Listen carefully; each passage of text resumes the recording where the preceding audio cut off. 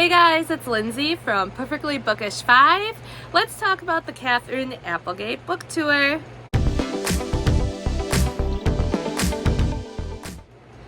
I went to see Katherine Applegate on her book tour for The One and Only Family.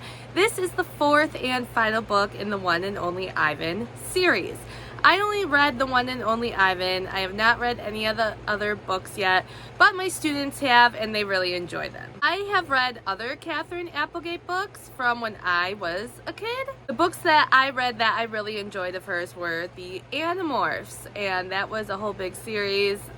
I enjoyed reading them, so it's just fun to now see my students reading books of hers that are like new and continuing to come out, and they're enjoying reading her books as well. This event was held at a high school. There were probably around 450 people there if I could guess. And it started at 6:30, and it was funny. Katherine started off by saying how she was in Minnesota the night before, and she was saying, please don't feel bad if I kind of cut things short when I am signing, because kids were here, well, at the signing the night before till 10 p.m. last night, and things got really late, so she wanted to try to move things along this time, which I'll talk about more when I get to the signing part. I didn't really film at this signing. I wanted to be respectful of the fact that there were a lot of children there. Like me, there were other just like teachers in the audience as well. I thought it was really cool. Katherine had a slideshow to go with her talk, and I didn't realize The One and Only Ivan was based on a real Ivan the gorilla. One of the questions that one of the kids asked is what inspires Katherine's books, and she says things that make her mad. So Ivan's story is one she happened to stumble upon, and it made her mad. His parents were killed by poachers. Him and his sister were brought over to the States. His sister, shortly after arriving, didn't make it. There was this place, I believe it was Tacoma, Washington, and it was like a little strip mall, or referred to as the mall area, and they had animals that people would come and see, not like cats, dogs, but more exotic or just not as commonly seen animals. They started out with Ivan in the house, but soon realized that just really wasn't going to work, because, I mean, this is a gorilla. Gorillas are very strong. Even at a young age, he was destroying a lot of things in the house. When they did move him from the home to the mall, he was in an extremely small space. Katherine had a picture of it, and she's just going through all this stuff about the true Ivan. I'm like, don't cry in front of all these people. It was so sad. And I believe she said Ivan was 27 years old when he was finally like out to run around in grass, be around trees, and it was just sad. A zoo ended up taking Ivan and giving him his new home. There were protests at this mall, children saying, Mom, Dad, I don't want to go anymore. He looks miserable. I don't want to support these people. And Ivan lived to be 50 years old. Normally, Katherine said they live to be around 35 when they are in a place like a zoo, not out in the wild. So that was pretty cool. Katherine tried meeting Ivan once, but in the story, and this goes with Ivan in real life, he doesn't like rain, and he would, with burlap sacks, would place them on the ground, then put his foot on it, and then take the next sack, put it on the ground, and then step on it.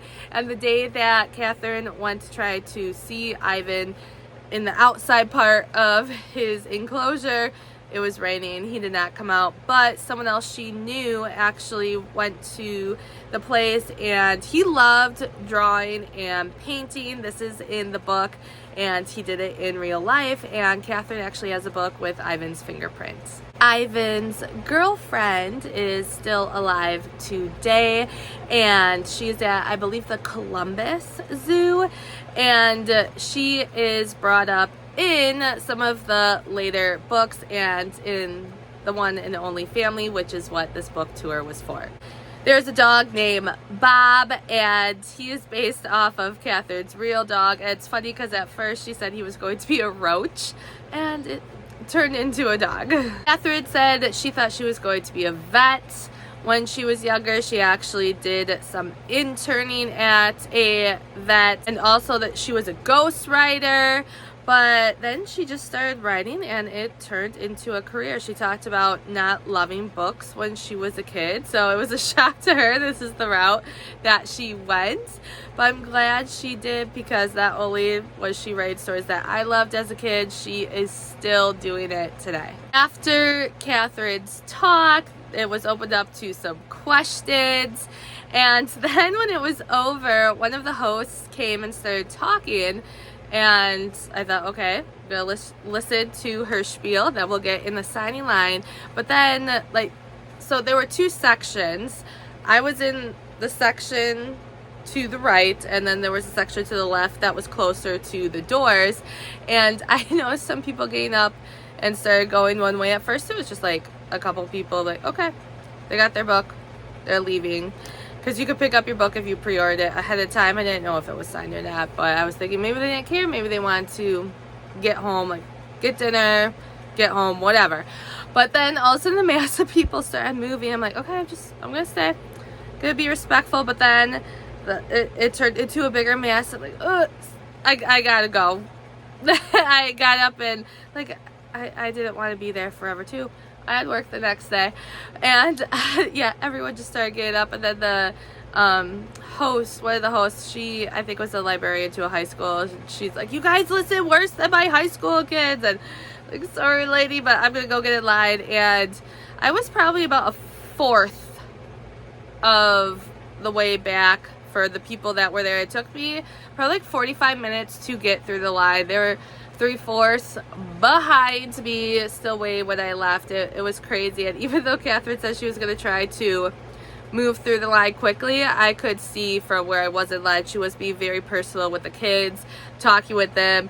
She listened to me. She was so kind, and it was just a really, really good signing. At first I was hesitant to go because I didn't know if it was going to be more of a kid event, but I was reading in the comments that some people were asking, like, I loved you as a child, would it be weird if I go? But like I said, I saw other teachers. There were other people there without kids as well, and the two ladies that were behind me in the signing line were teachers, and I was sitting across from a different set of teachers. So it was just really cool to be able to go to the signing. I will put a picture in here, the picture that I got with Katherine. It was a great event hosted by Boswell. And thank you, Katherine. I loved your talk. The slideshow was awesome. Loved how personable you were. And it was a great book tour, book signing to go to. Let me know some of the books that you guys would read as kids, and if those authors are still writing books today, and do you still read those books? Thanks for watching. Bye, guys.